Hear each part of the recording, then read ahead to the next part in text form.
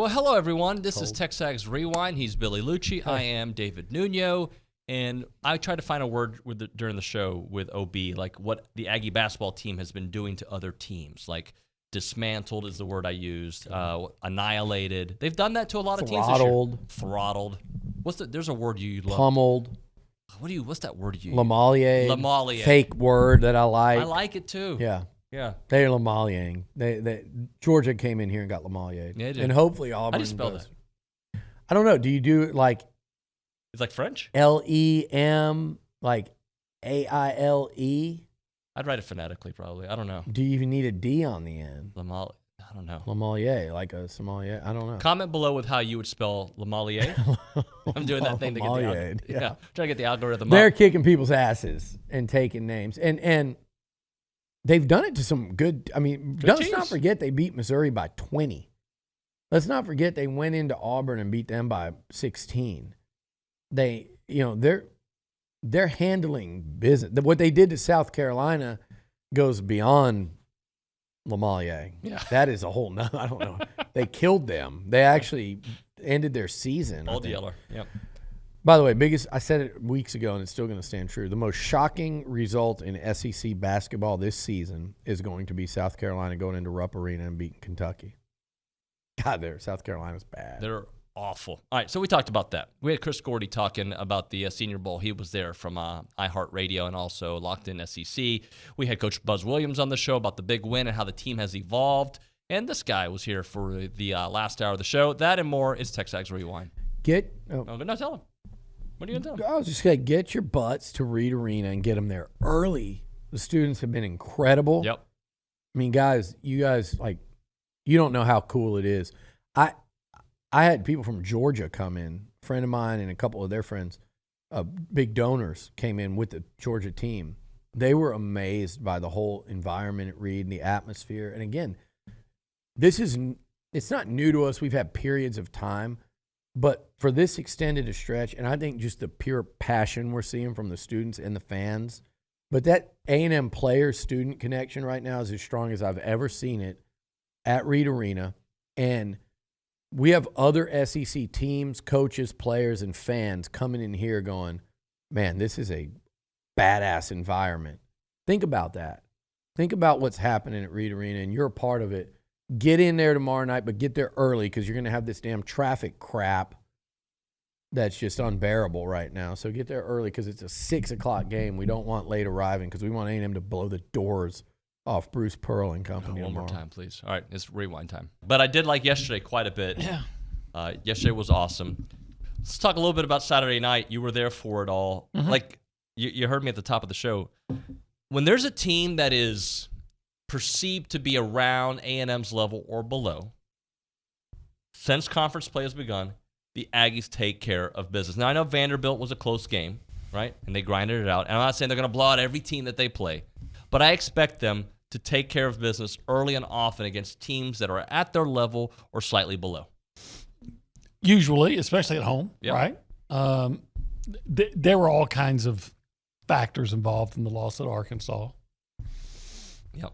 Kentucky, they were on the road, and Kentucky was just getting its footing, hadn't lost. But yeah, A&M went out. That was a complete dismantling of Georgia. But how many times have we said that this year? Like, I feel like we say that a lot. I said that against Auburn. South Carolina. Bad team. Yeah. Yeah. Missouri, expected to make the tournament. Did not dismantle them, but pretty close. Well, remember, it looked like they were going to dismantle. Yeah, and then it got within 4, and then A&M had to, But they ended up winning by 18 maybe? Was it that much? I guess it was. Yeah. So yeah, that was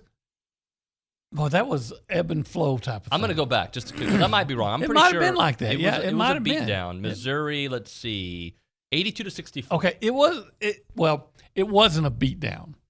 I feel like it was, except for that little stretch. Well, but you have to include that little stretch. But that's basketball. You sound like the guys who were on the NCAA selection committee last year. I sound like them. Goodness gracious. No, to me, it was a beatdown because, yes, they won by 18. And they were the better team for 92% of the game. They were. And the better team, and we're thinking about it, a month ago? A better team in the fact that it was just a little stretch by Missouri. That was, I would say, so far their second most impressive win. Missouri. Yeah. Auburn, number one. Number one. All right, let's do is it February 6th kind of perspective of the SEC. There's like a bunch of new offensive coordinators, a bunch of new defensive coordinators, and 9 new quarterbacks potentially next year, maybe 10? Like, there's a lot of changes that are out there for the SEC. How do you kind of look at it in the first part of February and see how that'll shake out from the competitiveness of these teams that we're used to seeing at an elite level? Well, it's interesting. I mean, I think a lot of the teams that are considered, kind of like the in-betweeners, like, we think they're good, but not maybe on Alabama and Georgia's level, are the teams that have the hardest part figured out. They know who their quarterback is. A&M, you assume it's going to be Connor Wegman. LSU brings back Jaden Daniels. Arkansas brings back KJ Jefferson. Will Rogers is back at Mississippi State. Like, a lot of these teams have it all figured out. Alabama and Georgia are the two teams that don't know who their quarterback is. It's an open quarterback battle. They both lose Stetson Bennett and Bryce Young. So that's going to be the big highlight of the spring. Of course, Alabama replaces both coordinators. Going to be very interesting to see how they both settle in. Tommy Rees coming from Notre Dame and bringing back Kevin Steele for like his 8th tour of duty in the SEC. I thought it was kind of underwhelming hires for Alabama. We'll see how it plays out. You got a bunch of 4- and 5-star talent. Maybe, David, you and I could go in there and coach Alabama and win some games. But that's going to be really interesting to see how the quarterback battles shape up. Jalen Milroe versus Ty Simpson at Alabama. And then, it's kind of Carson Beck versus Brock Vandagriff at Georgia. All very talented quarterbacks, all very highly rated and highly touted and all that. But I think there is an advantage with these other schools like A&M, like LSU, to say, we've got the hardest part figured out. We know who our quarterback is. We're just trying to figure out everything else. But I do agree with you, and I mean this with zero ego whatsoever. Mm-hmm. I think that people cheer for anybody that tries really hard. And I think people admire and maybe at times are inspired by a group of people that care a lot. And that's one of the things that I talk to our team about. Like, there's so many intangibles. There's more intangibles that affect the tangibles than tangibles that affect the intangibles. And like, how hard you try, that's not a stat. And how much you care, that's not a stat. But like, we show our kids after every game, we call them care clips. Like, how much do you care? And we know what care means, but like, do your words and your life match up? Like, I know you say you care, but are you showing that? And I think because of the character of our players, they show how much they care, and they are trying really hard. And I want to, as you mentioned, I try to stay off the result, because just because you try hard and just because you care a lot, that's almost the price of admission in this league. But having said that, it's a prerequisite in this league. If you don't try really hard and you don't care a lot, you're not going to win. And so I think that the community, wherever they are and wherever they come from, I think that they know that we care. I think that they know that we're trying. And like, in a very humble way, it's like, it means a great deal to me, not because I'm the head coach. It just means a great deal because to me, that's the greatest story to tell. Yeah. Are we the best team? No. Do we have the most talent? No, sir. Were you tweeting about our recruiting classes? No. What about our staff? I don't know, man. I think that guy's been with Buzz a long time. Like, there's not a person, including me, that you go, that's the one. It's the collective group. Like, hey, well, Mo got hurt. Well, Solo got hurt. Hey, this guy's in foul trouble. Hey, this guy, man, he played really good. Well, next guy, what about this? Like, it's the group. And I think that the symmetry and the connectedness of our group, regardless if they're in uniform or in a suit and tie, everybody can sense that. And I think that that's really, really cool. But I just have to ask you this. We got a short segment here. Where do you stand, and do you even care about this stupid debate on social media about Jalen Hurts, who he belongs to, Alabama or Oklahoma? I just think it's such a social media thing. And I love a lot of, like, the characters at Barstool. I actually do. I know a lot of people, they're polarizing. You're friends with a couple of those guys. Well, not really. I mean, I'm friends, obviously, Casey. Mitzi, right?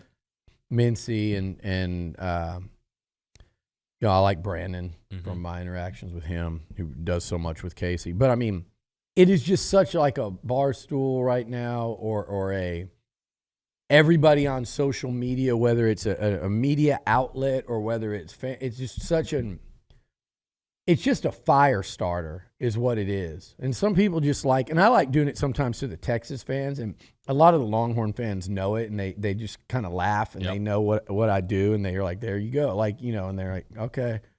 And they'll interact or not, but they're at least going to sit back and watch it. But they know, like, here, I'm just going to throw this up today and go eat lunch and come back and check out my mentions. And that's what these things do, and that's what this Jalen Hurts thing is. It's so stupid. And then it's just fun to say, oh, does A&M get to claim Kyler, and does Tech claim Baker Mayfield? And you could just go on and on with it, especially in the portal era. I think you claim people who did stuff of substance at your place. Yeah. Like A&M fans can claim Trevor Knight. He didn't win anything at A&M, but he had A&M at like 8-1 and in number 4 in the playoff rankings in his 1 year at A&M. He started and played really well. If he wouldn't have got hurt, you've got that what if. I don't claim Kyler Murray. Now, I like Kyler. A lot of people don't. I've known Kyler for a long time, since he was younger, and I like him. I don't know what kind of teammate he is. It seemed like he was a good one at OU, everywhere here, Arizona. I don't know. It doesn't scream out that it's very good. But look, Kyler did nothing at A&M. He beat South Carolina, and I always joke with Gabe handed him a Heisman. He was going to win multiple Heismans. Gabe was right, but he was wrong. It was like right, what didn't happen at A&M.